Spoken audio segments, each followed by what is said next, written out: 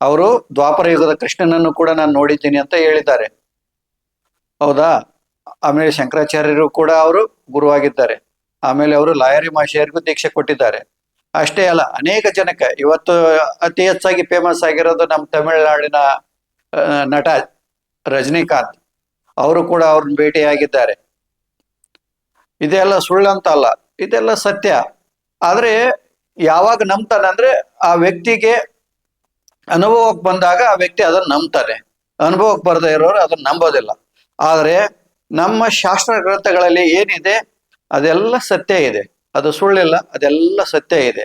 ಅಂತ ಒಂದು ಈ ಆಯುಷ್ಯನ್ನ ಜಾಸ್ತಿ ಮಾಡುವಂತಹ, ಅಮರನಾಗುವಂತಹ, ಅಜೇಯನಾಗುವಂತಹ ಒಂದು ಈ ಕ್ರಿಯೆ ಯೋಗ ವಿಜ್ಞಾನ ಏನಿದೆ, ಇಂಥ ಒಂದು ಸಾಧನೆಯನ್ನ ನಾವು ದೀಕ್ಷೆ ಕೊಟ್ಟು ಕಲಿಸ್ಕೊಡ್ತೀವಿ.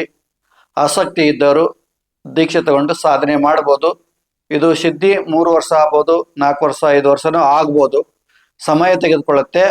ಆದ್ರೆ ನಾವು 3 ವರ್ಷದಲ್ಲಿ ಕಲಿಸುವ ಪ್ರಯತ್ನ ಮಾಡ್ತಾ ಇದ್ದೀವಿ. ಇಲ್ಲಿಯೂ ಕೂಡ ಕುಂಡಲಿನಿ ಜಾಗೃತಿ ಆಗುತ್ತೆ. ಆಮೇಲೆ ಅವನಿಗೆ ಆತ್ಮಜ್ಞಾನ, ಬ್ರಹ್ಮವಿದ್ಯೆ, ಬ್ರಹ್ಮಜ್ಞಾನ, ಆತ್ಮಜ್ಞಾನ ಕೂಡ ಆಗುತ್ತೆ.